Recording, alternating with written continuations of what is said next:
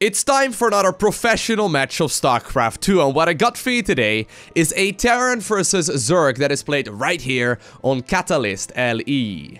Spawning in the northwest corner and playing with the red Zerg drones. Playing for Team Liquid, and he is of course from Norway, he goes by the nickname of Snute. And his opponent spawning in the opposite corner and playing with the blue Terran SCV is the previous world champion of StarCraft 2, one of the very best Terran players of all time. He's from South Korea and he goes by the name of ByuN.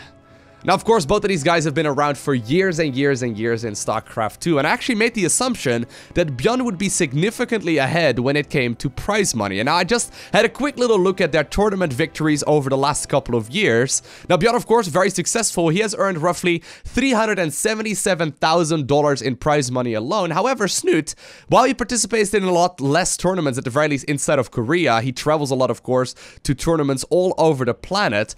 Over the course of years, he has also accumulated a total earnings in prize money alone of $351,000. Definitely very, very respectable. And of course, Snute, he's always been that very safe and solid Zerg player. In case you're unfamiliar with his playstyle, he's the kind of guy that will just sort of like absorb all of the attacks that a Terran player will try and throw at him. He will usually just simply defend, and eventually overpower whoever he is playing against. He's very safe and solid, and usually he will be focusing with the late game in mind. Now, ByuN, of course, he's a bio-based player. He's a player that likes to go for Marines, medevacs, drops, and all kinds of aggressive maneuvers, but he's definitely not a weak late game player either. As a matter of fact, I recently did a cast of ByuN versus Rain. In case you haven't seen that one, I'll leave a link to it down below the like button in the description of this video. It's one of the very best Terran versus Zergs that I have seen recently, but there's no denying that ByuN's late game is very, very menacing. And I don't know if we're actually going to see something along those lines as well, but in that series, he used to focus on a lot of ghost play, which personally I haven't really seen very much of until that specific match. It's become a lot more popular actually since as well. I've seen a whole bunch of players pulling off something similar as well, but no one really has as great of a micro as ByuN is. I still think that ByuN is the best micro player in all of StarCraft 2. I genuinely think that. The guy is an absolute monster. The amount of value that he gets out of units is absolutely ridiculous, but Snute did decide to go for that pool first in this particular match, and that allows him to, of course, harass this very first SCV that's building a command center on the low ground. A slight little economical loss, of course, for the Zerg, but the Reaper is already forced to return back home as well, and he will be able to ward away these Zerglings for a little while longer, but now this Ling will confirm exactly what it is the Zerg player is going up against. It's a pretty interesting thing. Zerg players used to just simply go for a hatchery first as often as they possibly could, and Snute usually does that as well. However, in this match, he decides to go for the spawning pool first, get the expansion just a little while later. It's really not that big of a difference, but you can usually do a little bit of harassment. And of course, like, delaying this command center is a pretty big deal for the Terran players, because they actually rely on this command center to finish up in order to actually open up supplies. So usually it means that they have to get like another depot a little bit faster or anything along those lines, and it's just a little bit annoying to deal with. Plus, you can't really continue scouting. I mean, at this point in the game, look at that. Right? At this point, ByuN knows very little about what's going on the other side of the map. Now, he's going to be able to find out, though, very soon. That tumor there will get... oh, man. That actually... Is that a double tumor kill? Okay, looks like it's just barely not going to be the case. It's going to be a Reaper in exchange for a tumor. But I think at this point, ByuN is going to be pretty happy with that, because slowing down a Zerg's creep spread has become one of the key areas of StarCraft 2. It's actually kind of cool, right? For the longest time, people would make Hellions to try and just simply roast drones. And if ByuN gets the option, he will definitely try to do that as well. But... you know, the longer that the game goes on, Zerg players just simply got so very good at warding away these units that oftentimes they will just simply go ahead and use them to deny creep spread instead. Although we are setting ourselves up for a bit of an interesting scenario. Zerg is now running the Lings on the left-hand side of the map, whereas an army consistent of Hellbats and a bunch of Marines as well as a medevac is now going to be pushing up this creep. And it's actually very little available for the Zerg player to currently defend against this. 3 more Queens are coming in. The Zerglings are not actually returning back home. Instead, they're gonna go after the mineral line right here, more than likely in just a little bit. But at the same time, on the other side of the map, one of the queens is already roasted, and while more and more links are currently coming in as well, this is starting to be a bit of an interesting early game. Zerglings are just absolutely murdering that mineral line, picking off as many of those SCVs as they possibly can, while the Hellions and Hellbats are still dealing a whole bunch of damage here. I think that as long as, like, Snute doesn't lose too much here, he's gonna be in a very, very good position.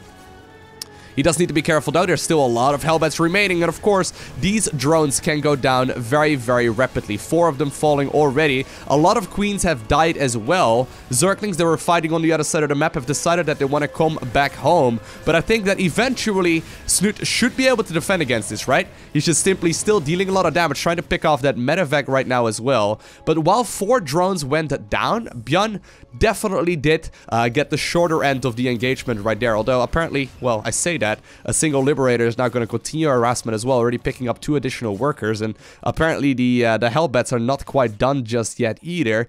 But I do think that Snute definitely got the upper hand here. As long as he manages to ward away these units and not lose anything critical, he's going to be in a really good position. And actually, that medevac is running awfully low already, and so does the Liberator. Queens will be able to make short work of everything that's left over, but not without a couple of these drones also dying. A few more Zerglings, though, decided to run across the map. They managed to kill 2 SCVs, and with all of that trading back and forth, look at that. That's an eye for an eye right there, right? 15 workers killed by the Zerg player, or by the Terran player rather, whereas Zerg only managed to kill 10.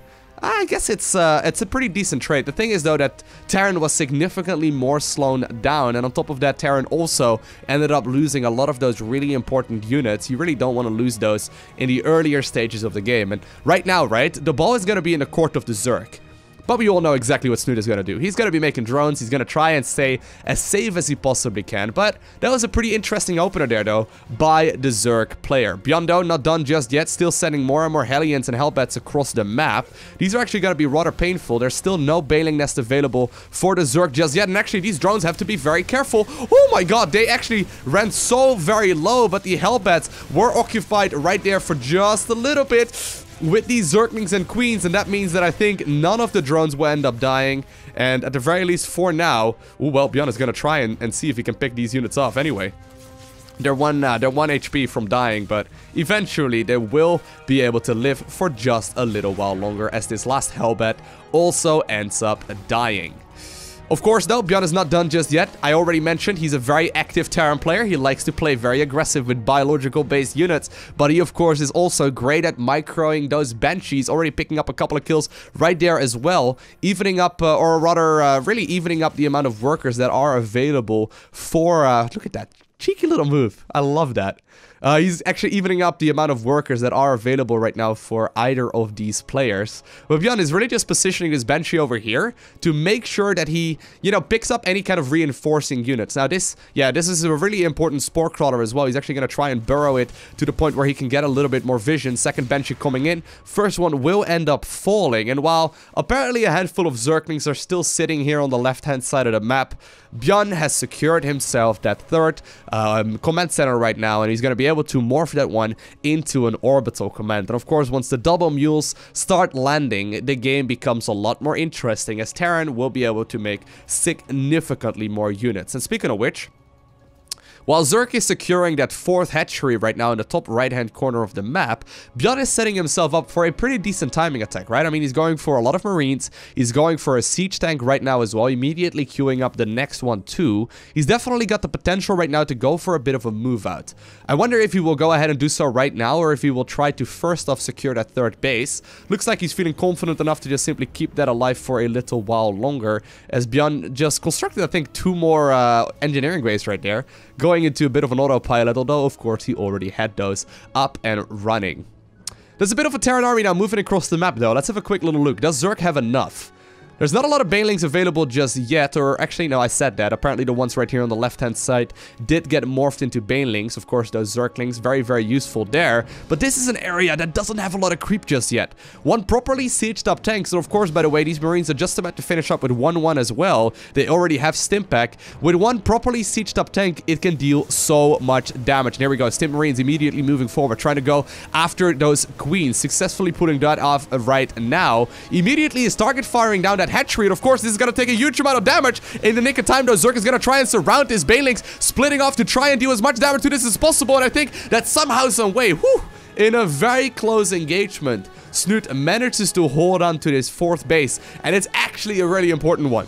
Like, not having a creep spread over here was a little bit frustrating there for the Zerg player, because keeping this alive is absolutely crucial. This is the reason why a lot of Terran players want to try and deny those tumors from moving across the map. Sure, right? You can try and deal a little bit of damage to the mineral line, but if you can deny the creep, oftentimes picking up a 4th or a 5th base kill is going to be huge a little while later into the game.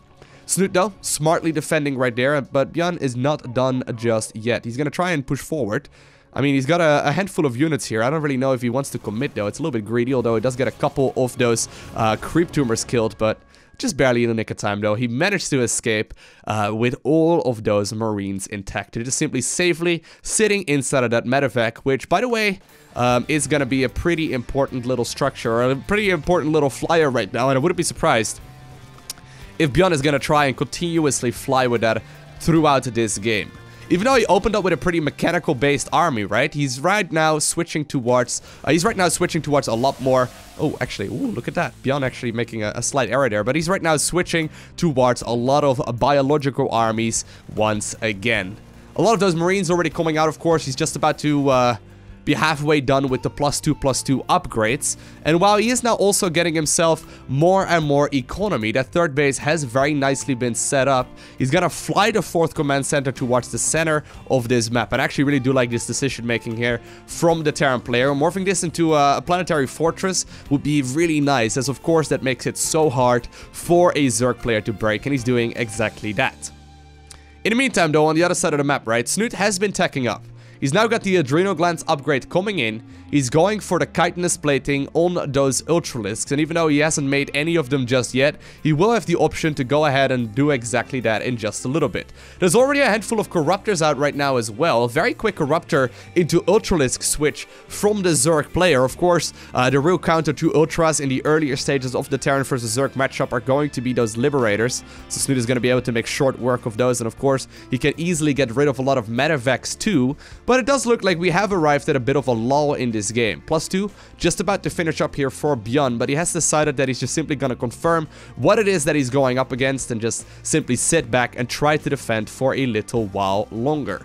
Interestingly enough, it's a bit of a hit squad right now of corruptors. I don't know exactly what he's planning on doing, but I guess he can try and just simply deal some damage to a few of these structures. Make sure at the very least that a stim will be forced to get used and keep the Terran player on their toes, although I highly doubt that, you know, ByuN was really going to lose anything there. Queen will be forced to come in for the rescue on the other queen there as well, as she was taking damage. But Snute is slowly starting to take control of his side of the map. Look at the amount of creep spread available already, right? Terran is starting to get a pretty menacing army, but this creep spread has now not been halted in a while. And you give him like 2 minutes, creep will be all over this map, right? Creep will be all over this map. He's even transitioning right now towards +3/+3. Ultralisks are already out. He's got 11 queens, which is a very solid amount to just simply continuously transfuse a lot of those units up as well. But Snute is just simply flying around, trying to figure out if there are any drops. And of course, he's playing against ByuN, right? One of the heaviest dropping Terran players in the game. I think it would probably be very nice for him to just simply have those corruptors available a little bit earlier and prevent his opponent from really dealing any kind of critical damage. Now, of course, these ultras are going to be able to make short work of all of those Marines, so the Terran does have to be careful, and he decides to just simply evacuate on out of there. Here we go though, right? So while Zerg has got a very nice army right now and a very nice amount of units, we have seen ByuN do magical things with the Ghost. He's even got the Mobius reactor right now coming in, which is the Ghost Energy upgrade. He is gonna go for a whole lot of them. And in the games against Raynor, we saw him in the late game build up to like, I think he had like 40 or like 50 of them, like ridiculous numbers. But the thing about Ghost is that they counter both Brute Lords as well as Ultralisks. They counter all of the bigger units that Zerg has, and it's actually really scary because, of course, as an energy-based unit, right, you can just continuously get value out of them, at the very least, as long as you keep them alive. Zerg, though, does look like they're setting up right now for a big engagement. The queens are also moving forward. All of these units, though, are currently inside of that sight radius of the Terran player, so Terran knows exactly what it is he's going up against. A lot of missile turrets going down already. Really like that decision making, although at this point there's not any Brute Lords available just yet. He may decide to go ahead and get some of those in just a little bit, but this is more or less just posturing, but here we go. Zerg is gonna go for a very big engagement. Look at the amount of Banelings already rolling forward as well. They're gonna go immediately after that mineral line. Might even decide to just simply take care of that planetary fortress, but a lot of those Ghost Snipes are going down absolutely brilliantly, while 19 SCVs have to pay for that shenanigans with their life. All of the Ghosts and the siege tanks and then also the Marines managed to take care of a significant chunk of those big Zerg units. The Snute immediately, right, reevaluates. He goes ahead and builds a lot more links, 60 of them, but he also gets himself 10 additional Ultralisks. Those Ultras are going to be very, very helpful for him. He's going to be able to just simply, you know, chop through all of those Terran units, but the issue, right, is that there's gonna be more and more Ghosts out. We have seen ByuN do this before.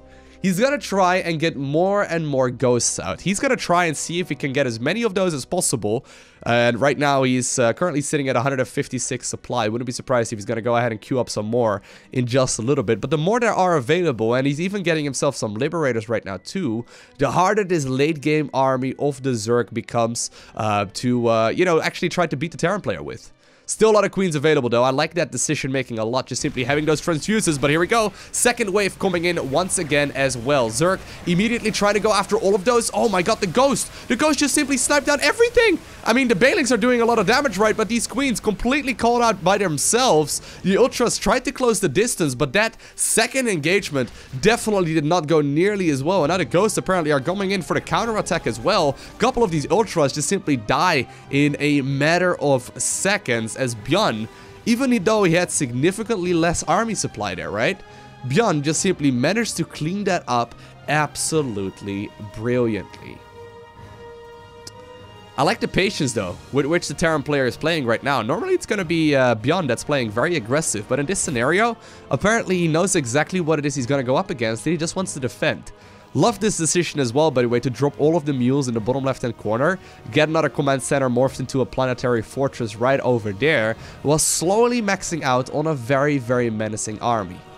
Once again, though, attack wave number 3. Snute is not done just yet. He's going to continuously roll in the Banelings. And right now, they're actually starting to connect with some of these Ghosts. Doing a great job, though, is ByuN, just simply microing that back. Queens still trying to keep this alive to the best of their abilities. Beautiful EMPs going down on the Queens as well, reducing the amount of energy that they have. And while these Ultras are trying to take care of the planetary fortress, Planetary will live for just a little while longer. Ultras, though, finally closing the distance. But still, those snipes are dealing so much damage as ByuN manages to once again clean up an attack wave there of the Zerg player, and for the very first time in quite some time, he has managed to secure himself a supply lead as well. Nice defense, though, by ByuN, but there's no denying, right, that during all of these engagements, he's lost a ton of workers. 46 in total, and while of course he still has mules, he's going to be able to replace them very, very easily. His bank is not looking very healthy here whatsoever just yet, nor is he even remotely close to maxing out. Really though, Snute is currently quite far behind, right? That was his last bank spent right there. He planned to closing out the game right now, right here at this point, but while he still has 70 workers-ish himself, he's got 69 right now, he is forced to take all of these bases that are more or less spread out apart. And while the creep spread, right, is absolutely out of control, he's not going to be able to really pressure the Terran here for another little while longer. And I wouldn't be surprised if it's going to be ByuN that has to make the next attack move. Neither of these players, though, is out of this game just yet, right?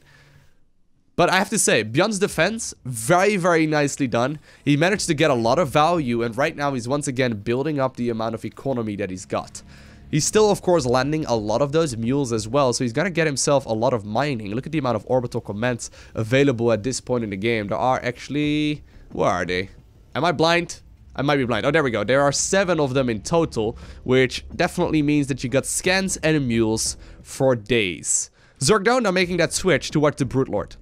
I quite like that decision making. I think that Brute Lords are going to be extremely helpful against this kind of army, right? But the thing is that, once again, those ghosts are gonna do really, really well against that kind of shenanigans as well. Gotta say though, judging by this production tab, right, it almost makes me feel like I'm watching StarCraft 1 here. In StarCraft 1, it used to be very common in a Terran versus Zerg matchup for a Terran player to open up with, say, 5 barracks and then transition towards a mechanical-based army. We see something very similar right here from ByuN, where he's going for a heavy bio-focused army, but right now he's trying to max out on some more very gas-heavy units instead. And he's doing so very nicely because, you know, the gas units are really the ones that are going to last a whole lot longer. And if he needs to, he can just simply transition back towards other units as well, because Marines, they are essentially free, right? At this point, I mean, once he starts maxing out, which is where he's at right now, he's going to be able to get a lot of additional resources out by just simply mining the bases that are left over. Looks like we have arrived at a bit of a lull in this game though, neither player really wanting to commit to any kind of engagement just yet. Snute is trying to take every single base on his side of the map, and the same can be said right now for our Terran player. Interestingly enough, he hasn't quite taken the planetary over here just yet, nor did he take the base on the left hand side, so at the very least ByuN is taking it a little bit slower, but I wouldn't be surprised if he decides to set that one up in just a little while. And look at the amount of ghosts already, 19 ghosts. We even now see ravens coming in, a lot of these raven upgrades as well, like a Corvid reactor and whatnot. It's very interesting. Ravens, right? They've got completely revamped. They may as well, like, taken the science vessel model and, like, you know, gave it a couple of new spells, because that's kind of how the Raven feels at this point in StarCraft 2. They are currently considering... Wow, he's even killing his own army to open up more supply. That's insane. Right? More Liberators. Okay. Anyway, they've changed up the Raven significantly to the point right now where it doesn't see a lot of use. It's got an ability that allows it to keep up continuous healing of the mechanical army, but no Terran player really uses that one, as it's just simply not very good. They're actually currently contemplating to add back in the little auto turret that it used to be able to spawn before patch 4.0 instead of the repair. I wouldn't be surprised if it does make it to the far very end. Look at that! ByuN is sacrificing his own units to open up more supply. I guess he wants to supply right here, right now, to simply get more and more Liberators out. I guess it's going to be the correct choice for him at this point in the game. He's getting a lot of Ravens now, too. Anyway, one spell that they currently do have, the Ravens that is of course the Interference Matrix, which essentially puts a unit in stasis, but more importantly against Zerg, I think, is gonna be the Anti-Armor Missile. So the Anti-Armor Missile will effectively reduce the armor of a lot of these big units. And as we all know, right, the real strength of the Ultra is of course the damage, because it can stay alive for so very long and close the distance between it and then of course the Terran army. However, the reason why it's able to do so is because of that sick amount of armor that it's got.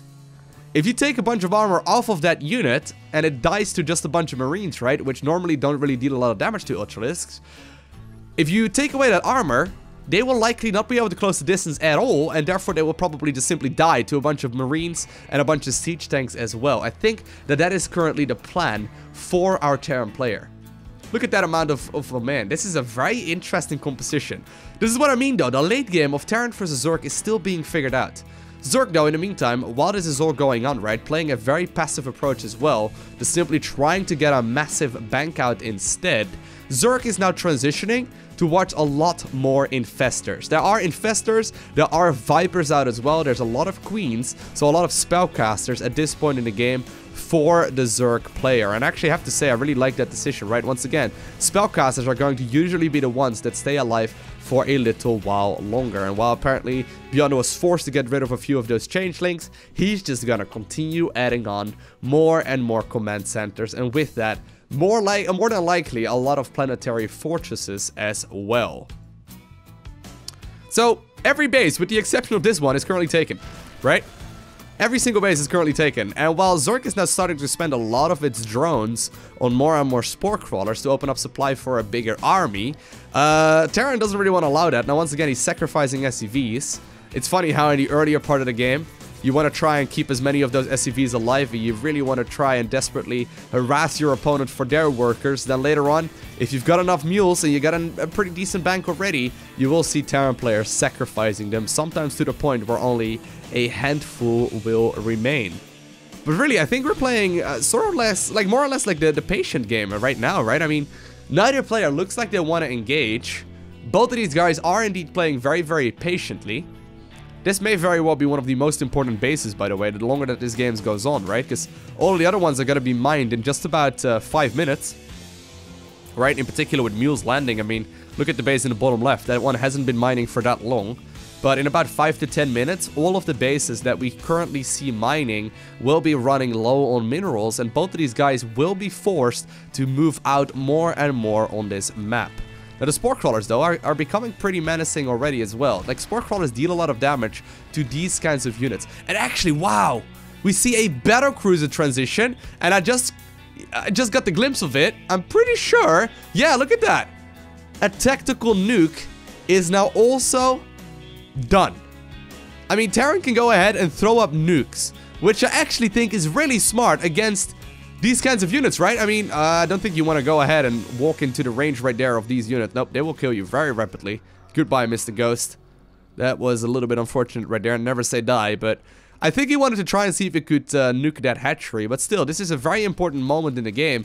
If he can somehow, some way, right, secure a landed nuke on a bunch of those spores, that would open up a massive opportunity for this Terran player to continue moving ahead once again as well.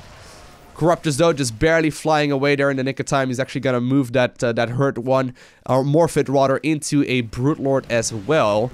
Zerg, though, finally looking that they want to go for a bit of an engagement. But at this point, we see battlecruisers available for ByuN. They are a supreme late game unit. ByuN does not want to show these just yet. I don't think the Terran or the Zerg right now is aware of that. But there's no denying that they are very valuable if you manage to get a lot of them out. And at this point, right, with tactical jump and all of the micro that you can do with them, they are very, very strong. Here we go, though. Zerg is finally going in for the engagement. It does look like, indeed, the battlecruisers will be shown to Snute right now as well. But there we do see the anti-armor missile going down. Itself doesn't deal a lot of damage, but the fact of the matter is that these corruptors are going to be very low in their armor count for about the next 30 seconds or so after that missile hits. It's going to be very important as to how these spellcasters interact, right? Both the Vipers, as well as the Infestors, and then the Queens, and then of course the Ravens and the Ghosts in particular here for the Terran player. It's going to be interesting to see how this plays off. Now, these snipes are going to be painful. One Ultralisk immediately going down. I don't even know how it would like split in two, right? That doesn't make any sense. But oh my god, hold that thought, there's a massive fungal growth going in right now. I just almost missed that one. That fungal growth dealt a lot of damage, although these ghosts... Oh man, that was actually really close there. Those ghosts turned around, shot an EMP at the infestors that were chasing them, and that forced it so that Snute could not actually finish off the job there. And apparently, while a couple of them are going to be low in energy, I would actually like him to move him over towards the medevacs right there. There we go. Heal him up once again. I think that he's just simply going to be able to replace them with more and more battlecruisers as well. I love this. This is such a sick development, right? So Ravens, battlecruisers, a lot of liberators, ghosts as well. Slowly, we see that transitioning towards a very big Sky Terran-based army. Here's the thing though, once these siege tanks die, right, all of a sudden Hydraling Bane, once again, will become really strong. So I will, you know, I'm curious to see what happens here once these guys inevitably do clash. The banks, by the way, of both of these guys already significant as well. Here we go though. Apparently the Spore Crawlers are now uprooted. They're gonna try and maneuver forward. Parasitic Bomb attempted right there by this single hero Viper, although it will be forced back for a little while longer. All of these Brute Lords are still trying to move onwards as well, while Snipes are coming in. The Vipers are just simply trying to, or rather the Infestors are just simply trying to land their fungal growths on all of these ghosts. It's a bit of an interesting scenario, because EMP once again shuts down the energy on a lot of those units, and while the Spore Crawlers are in a decent position now, neither player really took any kind of significant losses there whatsoever. I mean, that was a nice back and forth. Some units ended up dying. Apparently Zerg now even, by the way, secured the base over here. This seems to more or less just be a bit of a bait. right? I mean, he he wants to make sure that Terran doesn't have this one, so I guess he just sort of, you know, makes a hatchery over there. I don't actually think he plans on mining there for all too much. But that was mostly just an exchange of energy for a lot of these units. Now look at that.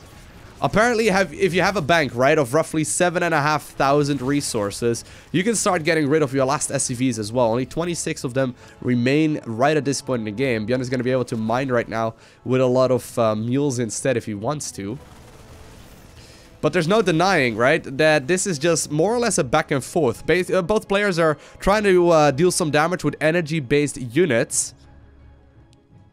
Zerk is now, you know, forced to retreat just a little bit. The creep, of course, will now also recede as Terran did manage to do a little bit of damage, but there's no denying, right? And actually, look at that. Wow.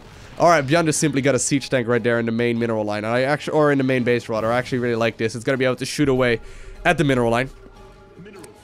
Deal a little bit of damage to it as well. And there we go. He's just simply going to siege it up a little bit closer towards that mineral line and continue dealing the damage. It's a little bit of a cheeky move, but I guess if a single gas can be mined, Snute will make use of that as well. And a few SCVs are now sitting here on the creep. Zerk doesn't even really want to kill it, although eventually he does decide to send over the Brute Lords to finish the job. But it's an interesting scenario right now, right? I mean, both of these guys are mostly just testing each other's patience. And it's actually pretty much impossible to say right now who's ahead. We are definitely going to see a big clash, though, between both of these guys very soon. There's going to be a clash. It just depends on which side of the map it will be on. Once again, though, EMP will land there. It's going to be very painful for a bunch of these units. Brutelings, rather, will spawn, though, clean up a couple of these Marines, but Marines are essentially free. Snute currently has 20,000 resources in the bank. 20,000 resources. But all of these bases, though, are starting to run very, very low. The one right here on the left-hand side for ByuN is now also running low. And that means that this base over here might become very important. Now, even mules are forced off the line. I think he just wants to do a little bit of, you know, maneuvering around with those. Interestingly enough, at some point, you kind of want to let go of them because sometimes they die with a bunch of minerals in their claws, and those minerals actually permanently disappear. So sometimes you just simply want to push them off that mineral line to make sure that you don't waste any money. But this is now a base, you know, that, like, this base right here is going to be crucial. It's going to be very, very important. A nuke coming in now. I actually really like this from ByuN. He's gonna force the uprooting of the spore crawlers, and sure, Snute does spot where it's gonna be located, so, you know, this nuke is not really gonna deal any kind of significant damage, but it will land nonetheless. Kill a couple of creep tumors. I don't know if that is really efficient. And the spores are just immediately pushing onwards, where Zerk immediately replaces a lot of those tumors as well. So it's a cheeky little play. Even now, the Yamato cannon is being researched here by ByuN.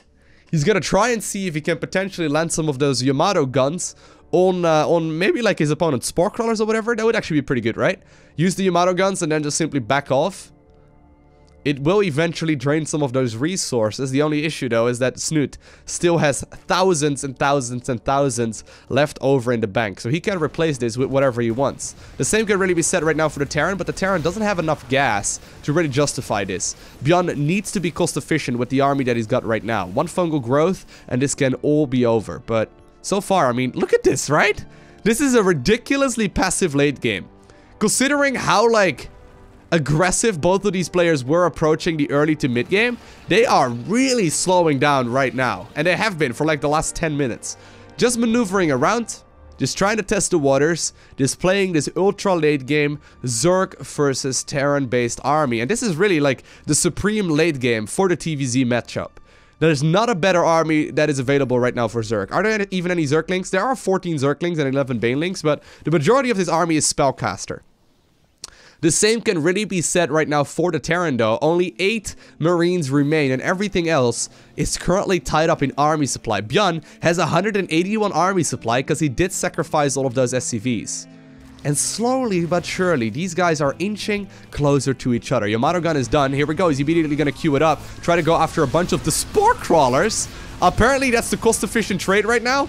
There we go, he manages to get rid of them, and of course that's a cooldown based ability, so he can just simply go ahead and back up and wait for a little while longer before he pushes onwards once again. Even the Marines looks like they're going to be forced down the meat grinder. He doesn't quite want to sacrifice them though, but He definitely doesn't want to keep those around for forever because that's still a whole bunch of supply tied up. Queen's now actually overextending just a little bit, although the transfuses will keep the majority of them alive. A little bit of energy is being used there. Once again, beautiful EMPs coming out, though, really denying the energy-based army here of the Zerg player. But it looks like Snute finally has had enough. He's going to start pushing onwards here towards all of these missile turrets. And there we go. Ultralisks trying to engage to the best of their abilities, going after Planetary Fortress right now. Anti-armor missiles are landing on a majority of this army as well. Terran is now dropping down a lot of these repair drones too. And while this is going on, right, and the battlecruisers are dealing a lot of the damage, the ghosts are also landing the snipes. Parasitic bombs are coming out right now for the Zerg player, trying to get as much value out of this army as they possibly can. And Zerg is actually reinforcing right now with 42 Hydralisks and 52 Zerglings. Is that a smart idea? I guess all of these siege tanks are gone, right? I mean, we see more and more high-tech units here from Terran instead. There was no denying that that army right there was definitely going to go in favor, or that engagement right there was definitely going to go in favor of ByuN. But the thing is, he doesn't actually have any siege tanks anymore. I mean, there's one over here. There are 2 in total somewhere, but right now Zerg is going to be able to go in for the counterattack, potentially even get surrounded all of these ghosts. They will be able to cloak just barely in the nick of time. Still though, we do see a lot of damage coming out of all of these Hydralisks. Of course, they are at the maximum HP that they have right now, and they're going to be able to just simply roll forward, fully upgraded as well. These ghosts though still cloaked. The observers and the overseers immediately did get sniped by the Yamato cannons, as well as all of the ghosts too. But here, we do see a significant portion of that Zerg army die.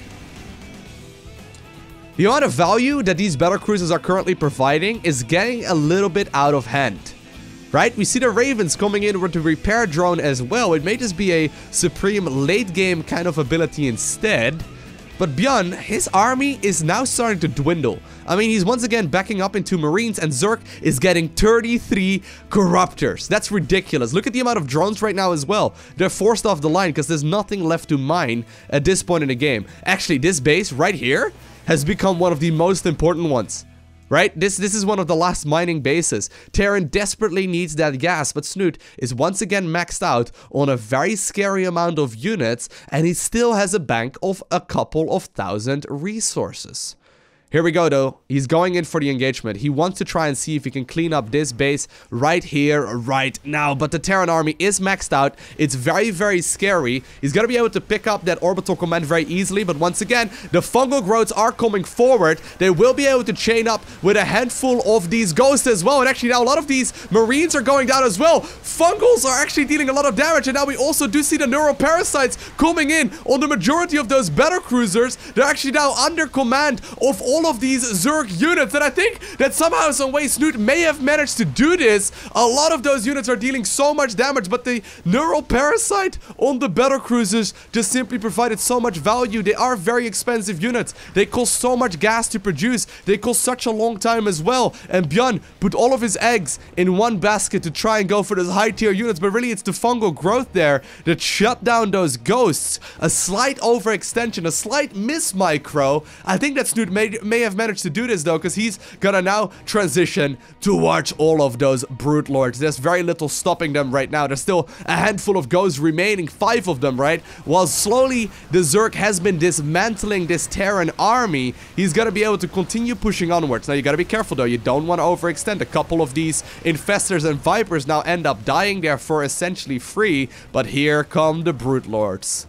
The Brute Lords are going to be the ones that are great at cleaning up these planetary fortresses. Smartly actually moving them over the crevasse as well right now, instead of trying to put them out into the distance where the Marines can actually try and hurt them. Now, we do see a single ghost coming in, and while it hurts, the transfuses are on point as well. Zerg is going to try and keep it alive for as long as possible. Stem forward right there by the Marines to try and pick up all of those brutes. But I think that somehow, some way, look at the long distance mining as well. But I think that somehow, some way, Snute has managed to do this in an extremely patient game. A very well fought victory. Now, even freaking, oh man, were those Marines getting abducted?